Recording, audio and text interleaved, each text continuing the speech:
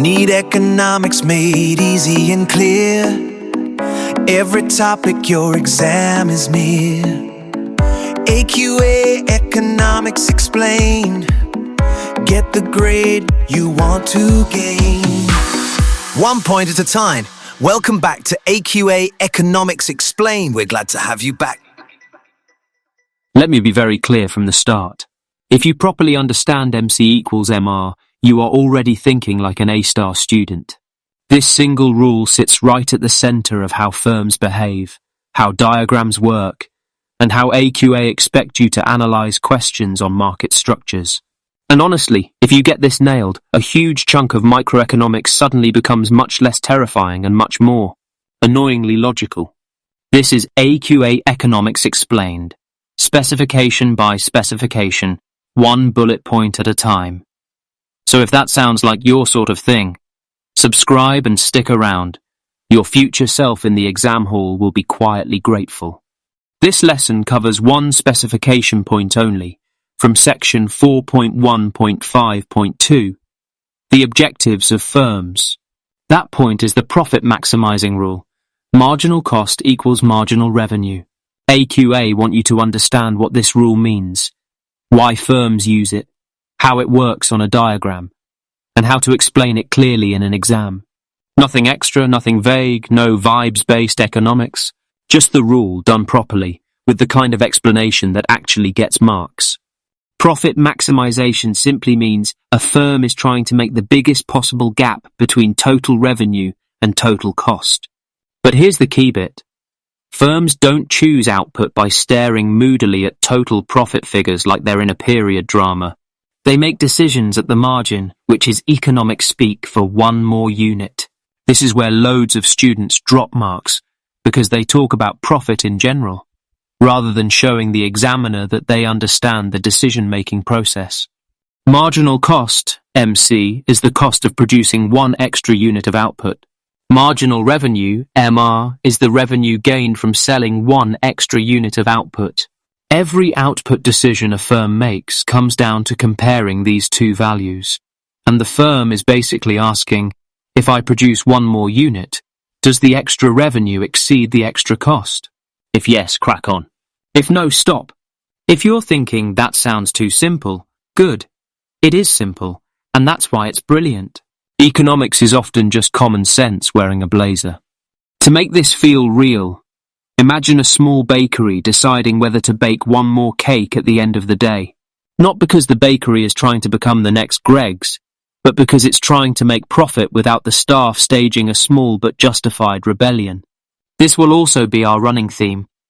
The bakery workers get grumpier the longer you keep them, which is basically diminishing returns but with more eye-rolling. Early in the morning, the bakery plans to make 100 cakes. For the 100th cake, the ingredients cost £12 and the staff are already being paid, so the marginal cost is relatively low. That cake sells for £20, so the extra revenue from making it clearly exceeds the extra cost. In other words, MR/MC, so producing that extra cake increases profit. The staff are still cheerful at this point, which is suspicious, but will accept it. Later in the day, the bakery considers making a 101st cake. Ingredients still cost £12, but now staff would need to stay late, adding £8 of overtime pay. The marginal cost of the 101st cake is now £20, exactly equal to the £20 the bakery would earn from selling it. This cake adds nothing to profit, but it doesn't reduce profit either. It's the economic equivalent of, fine, I'll do it, but I'm not happy about it. This is the point where profit is maximised, because it's the point where MC equals Mr. Then the bakery considers a 102nd cake, and this is where the running joke becomes very realistic. The staff are tired, the oven is making that weird aggressive clicking noise, and everyone suddenly remembers they have a train. Overtime pay rises, pushing marginal cost up to 24, while the selling price stays at £20.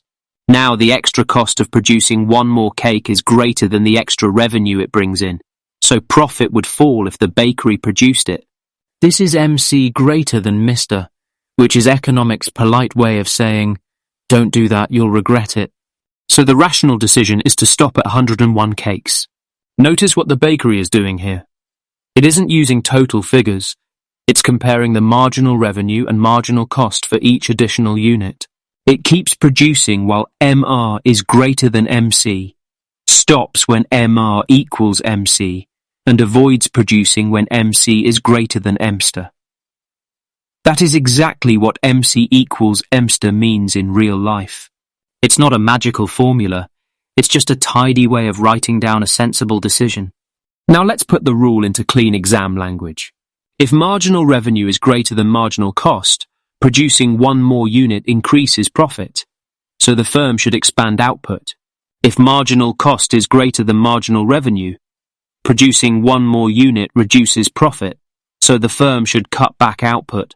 Only at the point where marginal cost equals marginal revenue is profit, neither rising nor falling at the margin. At that exact output level, the firm has no incentive to increase or decrease production. That is why MC equals EMSTER is the profit-maximizing rule. It's not a suggestion. It's the logic of optimization. It's also worth being absolutely clear on a really common confusion. Profit-maximization is not the point where profit disappears. It's the point where profit stops increasing at the margin. Using the bakery example, the bakery can still be making loads of profit overall. But if the next cake reduces profit, it shouldn't be made. That is why profit maximization is not about avoiding losses. It's about avoiding unnecessary reductions in profit.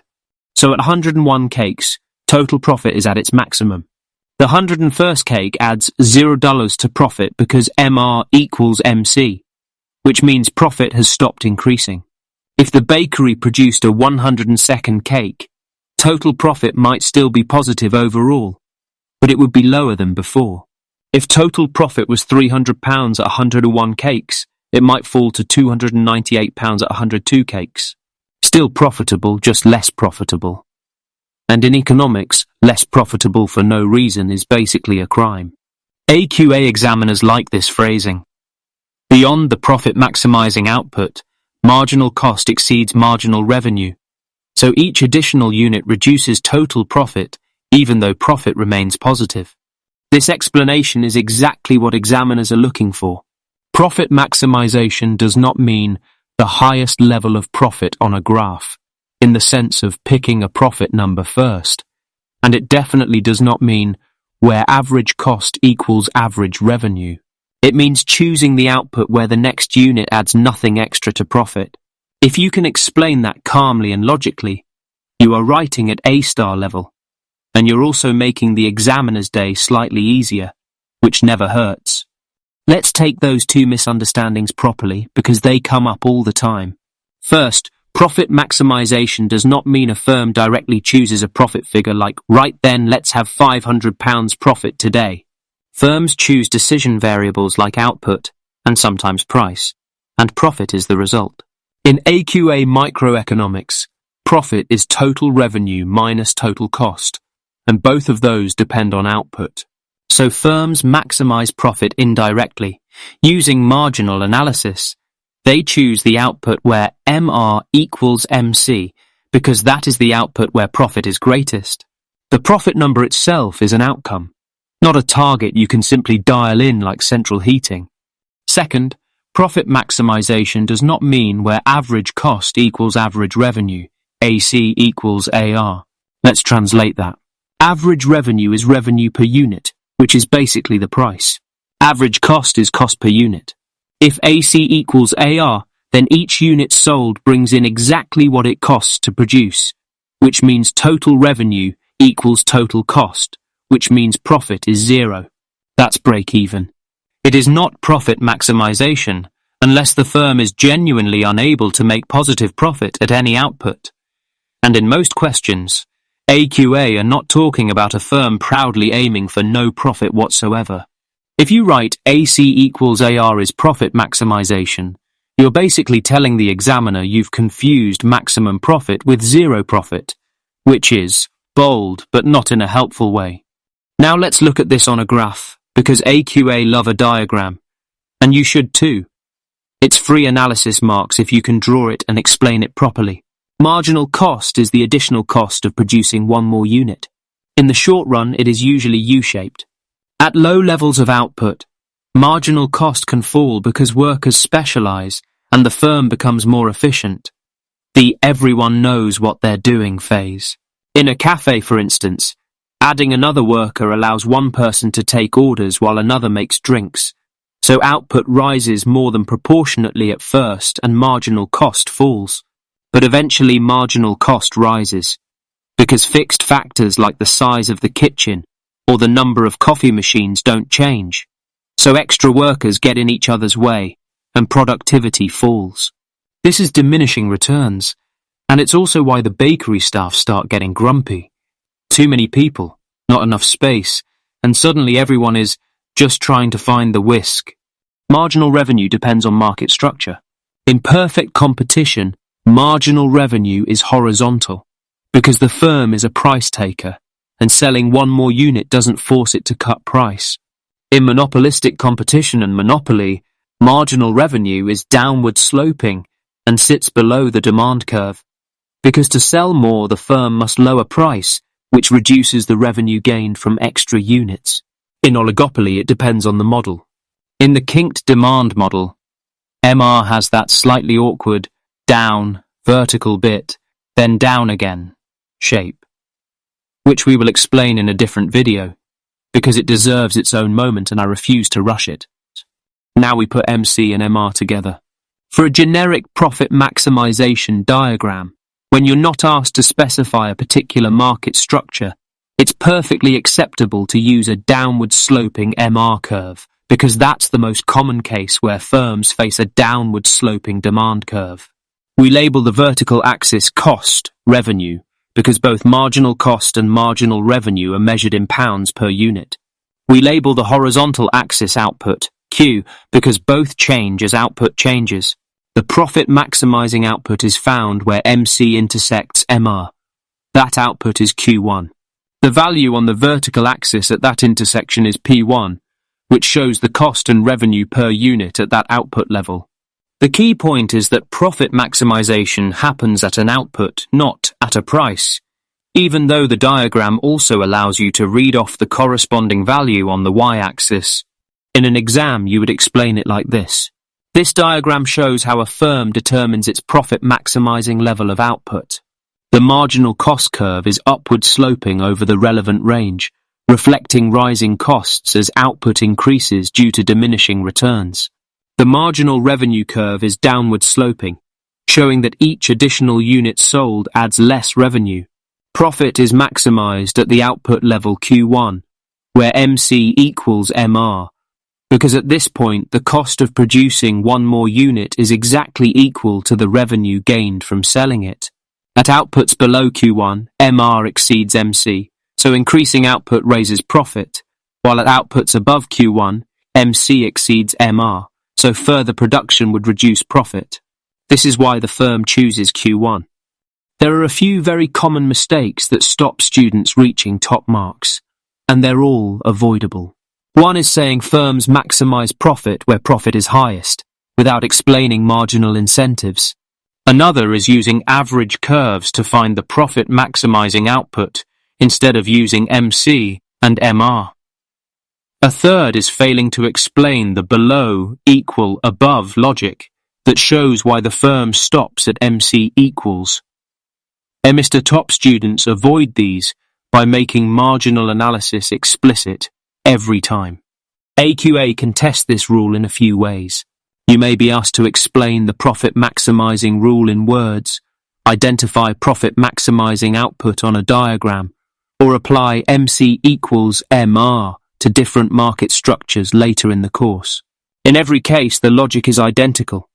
Get this rule right here, and the rest of microeconomics becomes far easier, and also slightly more irritating, because you'll realize how many questions boil down to the same basic idea, just with different labels. If you remember one sentence, remember this one. A profit-maximizing firm produces at the output level where marginal cost equals marginal revenue. Because at this point, there is no incentive to increase or decrease production.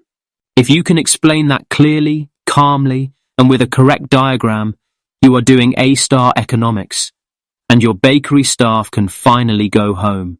If this explanation helped, subscribe to AQA Economics Explained. This channel exists to take you through every single AQA A-Level Economics specification point, clearly, properly, and exam-focused, without unnecessary waffle. We'll keep it simple, we'll keep it accurate, and we'll keep an eye on the bakery workers' overtime bill. Keep going.